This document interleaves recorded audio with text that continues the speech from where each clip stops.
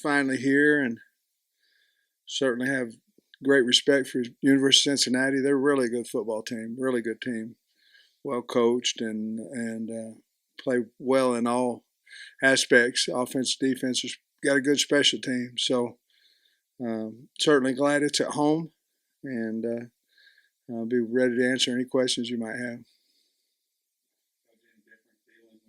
This morning or walked into the building, just a different vibe with it being game week finally?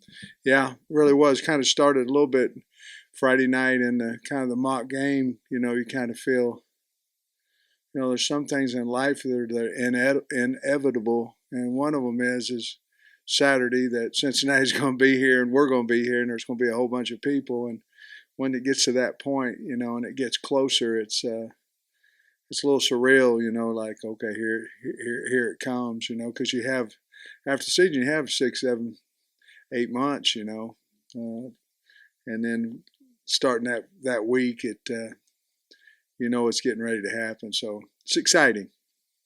That mock game, obviously, you got a lot of new players going through stuff for the first time. Any interesting or funny stories to share out of the mock game? No. We didn't do. You guys weren't at the scrimmages, but we had 3 deep and a lot of mistakes of getting guys out there, and we didn't have any of those because we only went 1 deep.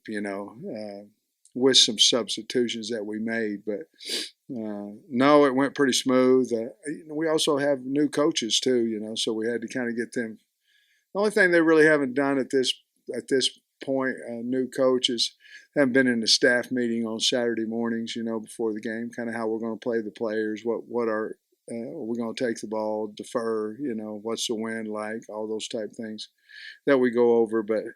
I think it was a little soothing for them too. It wasn't me; my pants fit, so that was a good thing.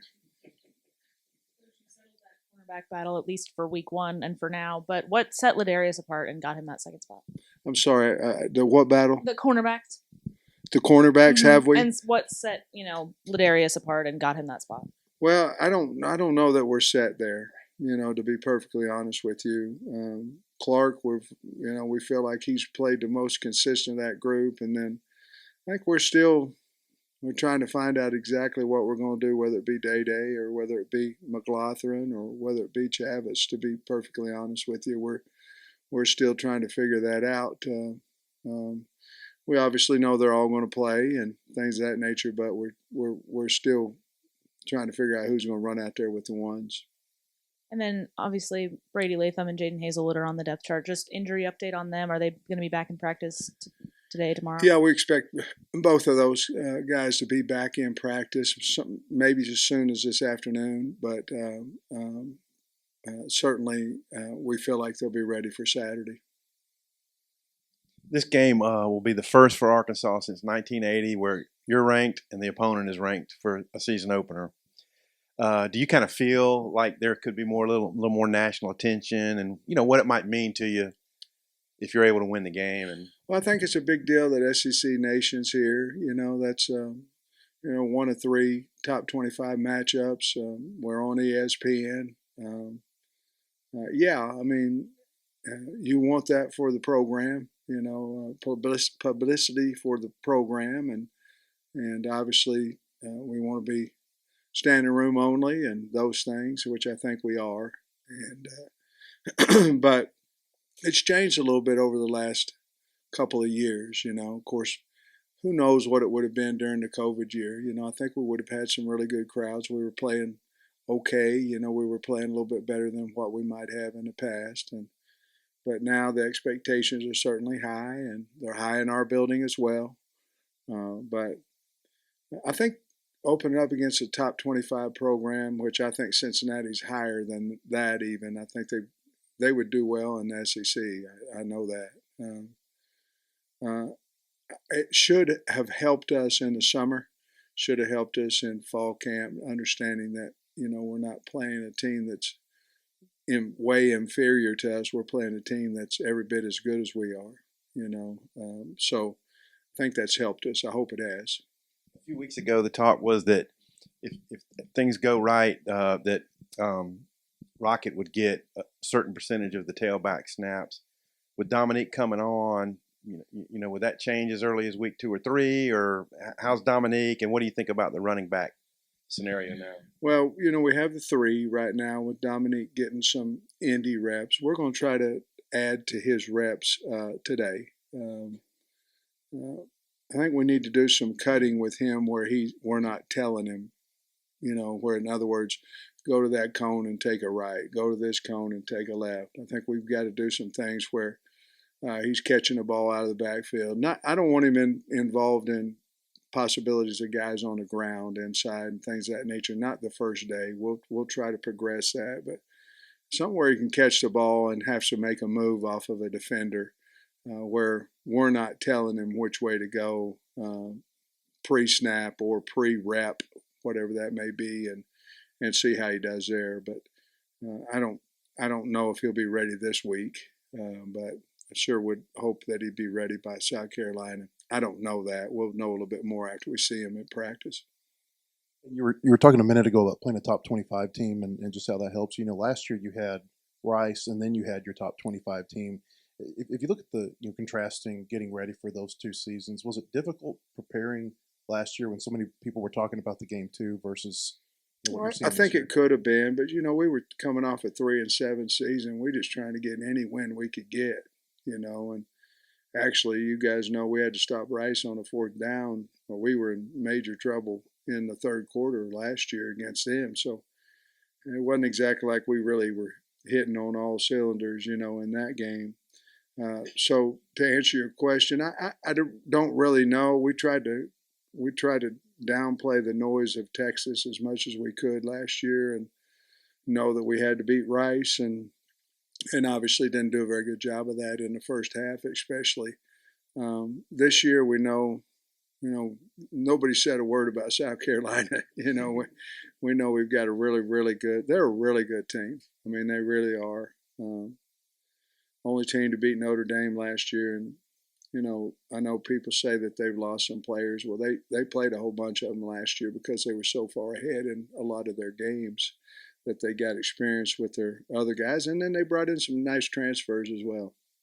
On your special teams, 2 deep, you've got an either-or at kickoff, punter, and long snapper. Mm-hmm. Can you fill us in on just what's going on at those 3 spots? I think it's either one guy or the other one, I think. What it says right here, it'll say either this guy or that other guy. That's kind of where we're at. On punter, is there a chance you could use both of them? Yeah. I trust Bauer. Fletcher can boom that stuff. I mean, he can kick it forever, punt it forever. But Bauer, I trust him. He's been good at that. So I mean, he's been good at getting the ball out of there. Cincinnati they're going to try to block punts the whole game. I mean, our past has not shown that we were very good early in the year, both years. We've had a punt blocked early. We're very aware of that, but we got to get the ball out of there as well as protect it. So I don't know what we're going to do per se right there yet. Sam, reading up on Cincinnati, sounds like Luke Fickell's not going to name a starter. Yeah. And, warm-ups, obviously he knows who he's going to start, but Yeah. how does that impact your all's preparation? And obviously you got an experienced guy and a young guy that's maybe... so much about first games, you really don't know who's good and who's not. I mean, you don't. And it's the same. I'm talking about team-wise. And then you talk about the quarterback, and we know the 2 guys they have, so we had to be prepared for possibly what they might do different. But they had a running quarterback, a throwing quarterback, and one guy last year. So you can kind of see what they would do with a runner because they ran him a lot, and you kind of see their route trees and all these things that they lost a really good receiver in 12. He was a really good receiver. The quarterback, the running back was really good. Those are 3 guys on offense they lost that were really good players.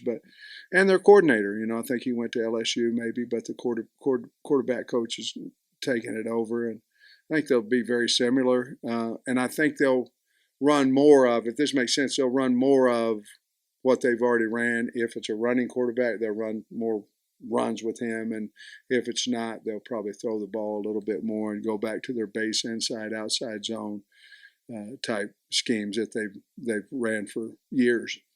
A quick question from Nate. I wonder if I could ask you. Luke Fickell, how well do you know him? What do you think of the job he's done there? He's a guy who's the last couple of years his name would come up Yeah. like when a Big Ten job opened up or Big 12, and he's obviously stayed there, and now he's taken him into the Big 12. Just what do you think about all that and the fact he stayed there? I didn't know him. I obviously knew who he was.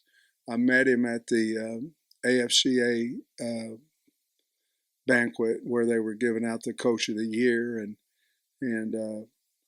for whatever reason, I was one of the 5 guys, and then he won it. So we were sitting backstage talking about it, and about not that, but just visiting. He got some kids. His kids wrestle. I remember him talking to me about that, and he was a wrestler, and but he's just a really nice fella, a nice guy. And but I don't know him. I don't know. I know guys who have worked with him and things of that nature, but he sure has a great reputation as a coach and as a man. I do know that, and he seemed like a really nice guy. What do you think about the job?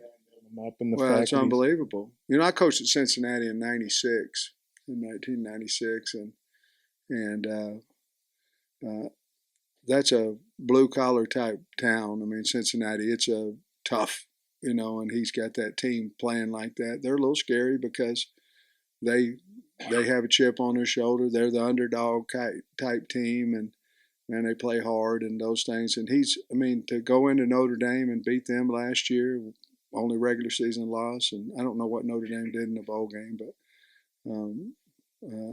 they finished 5th, and the last Notre Dame did, and they finished 5th because Cincinnati went in there and beat them, and that's hard to do for any team. So he's got them playing with great confidence, and you can tell just his demeanor, the way he leads the team, they would have a lot of confidence to him. So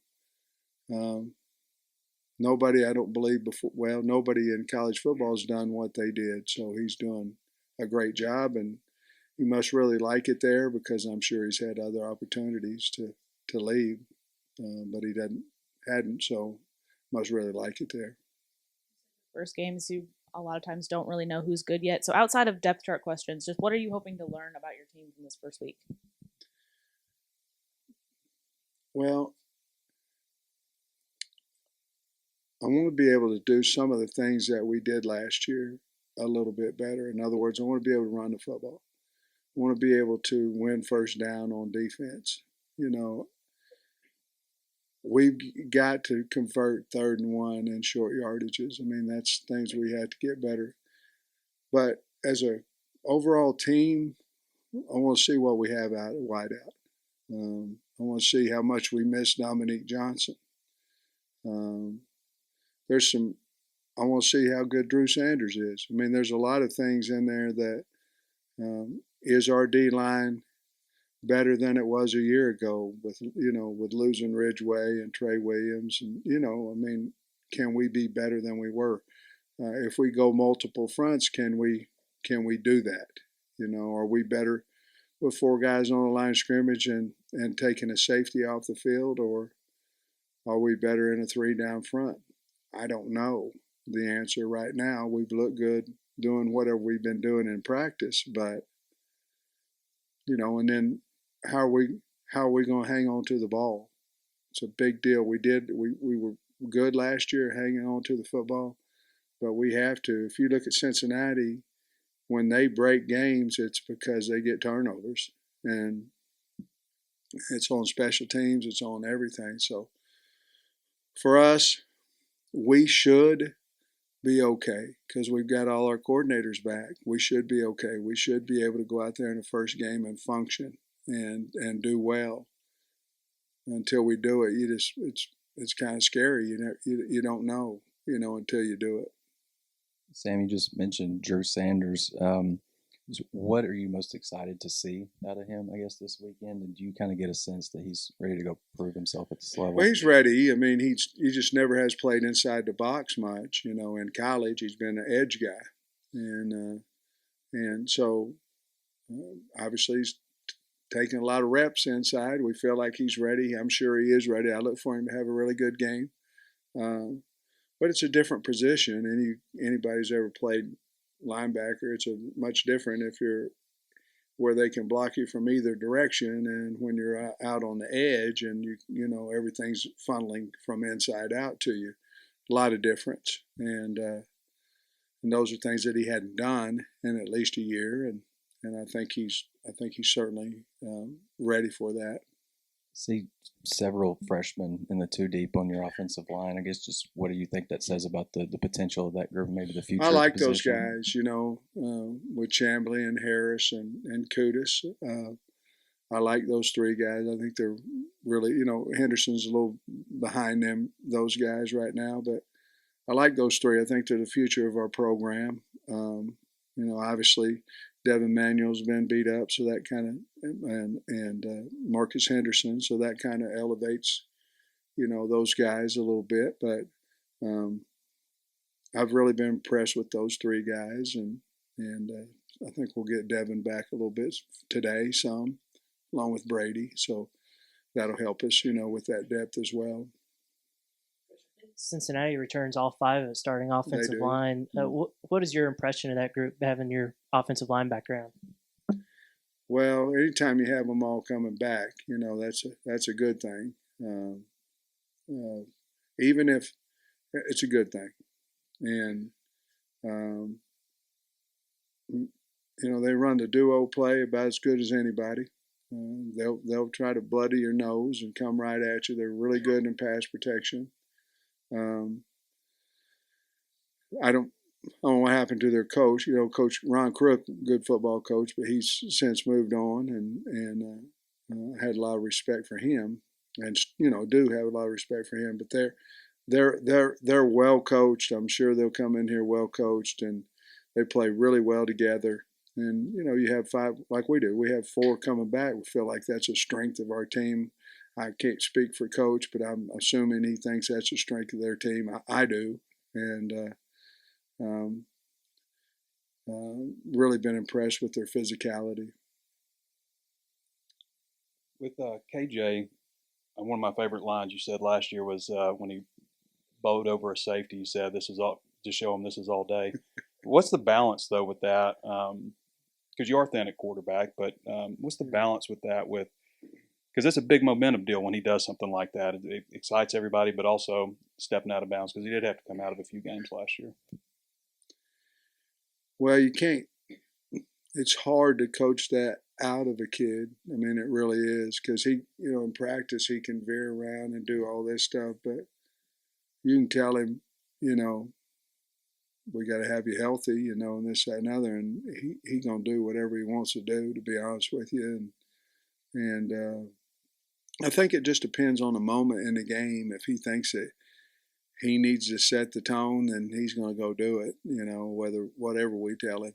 To be honest with you, but he's a big guy.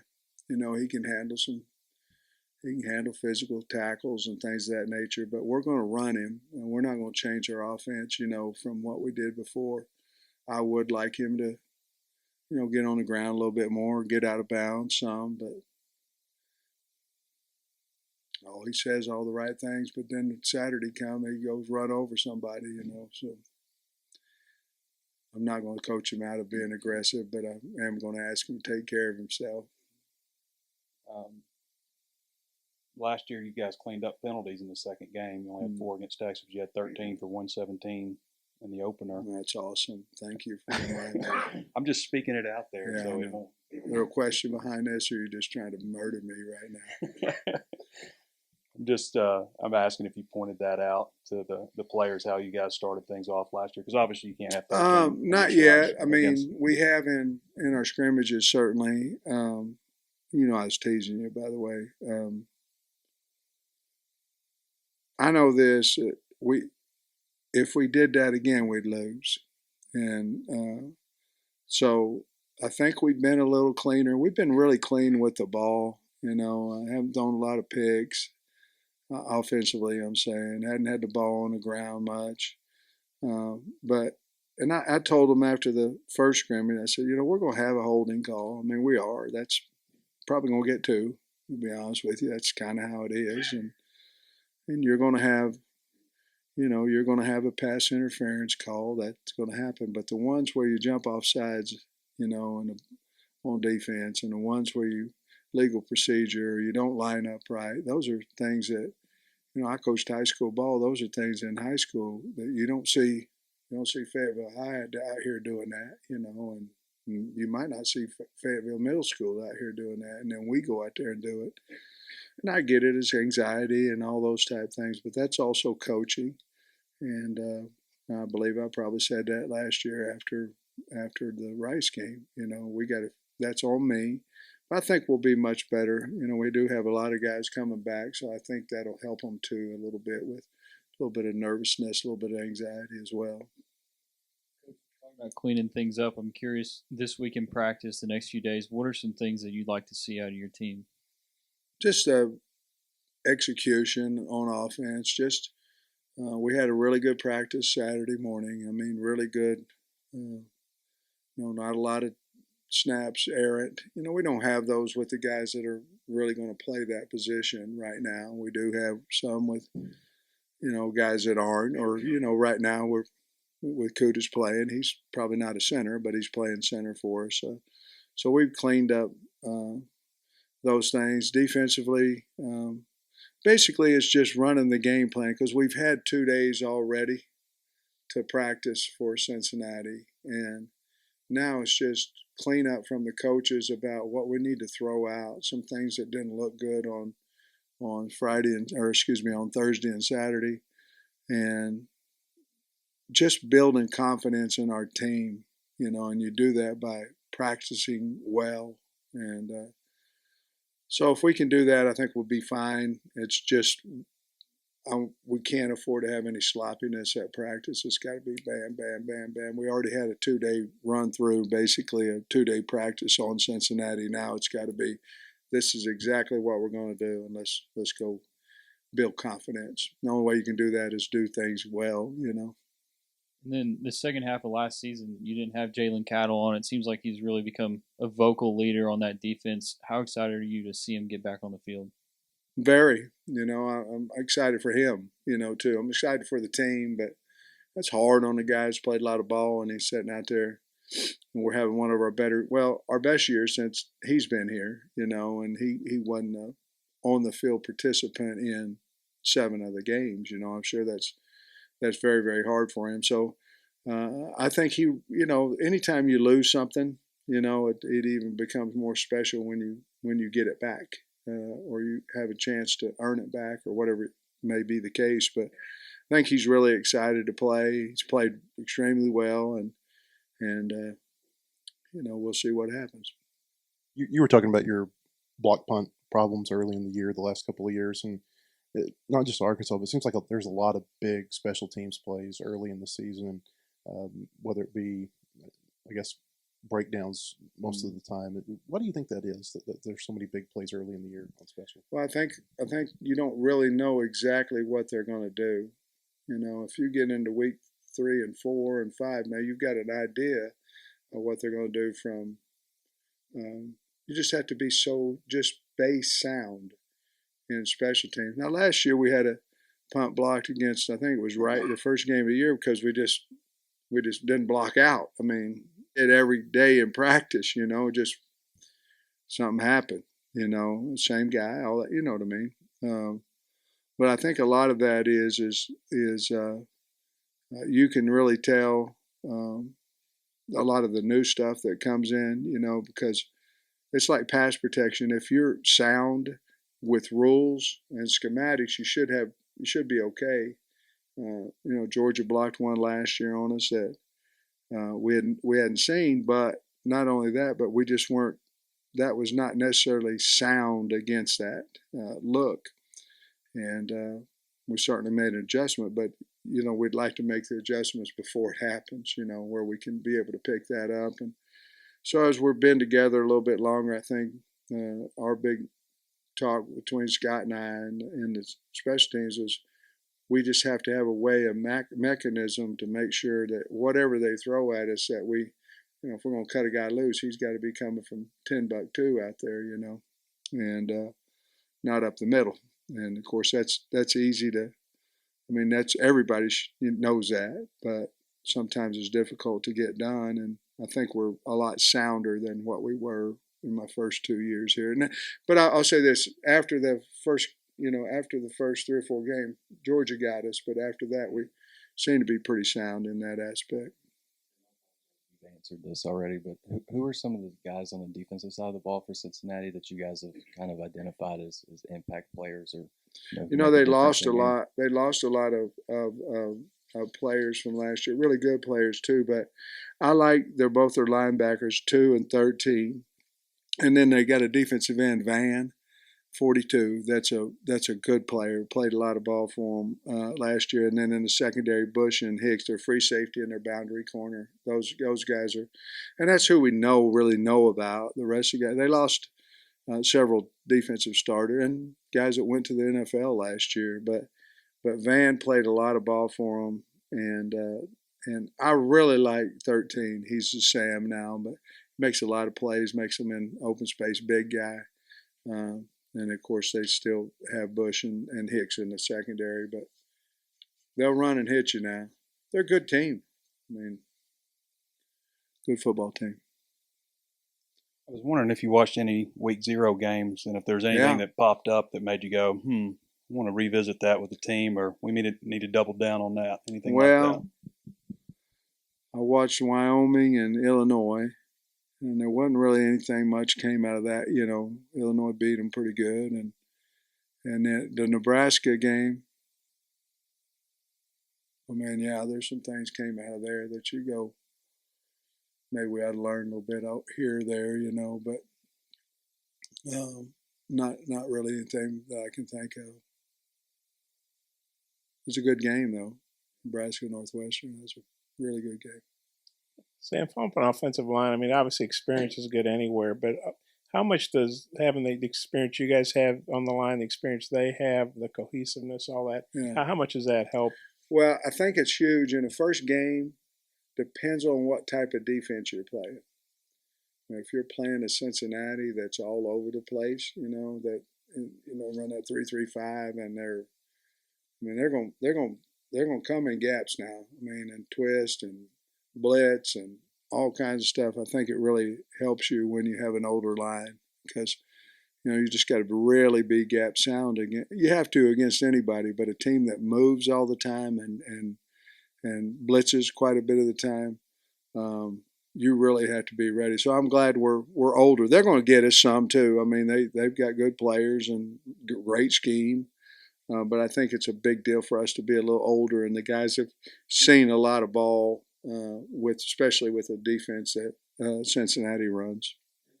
That obviously very multiple guy.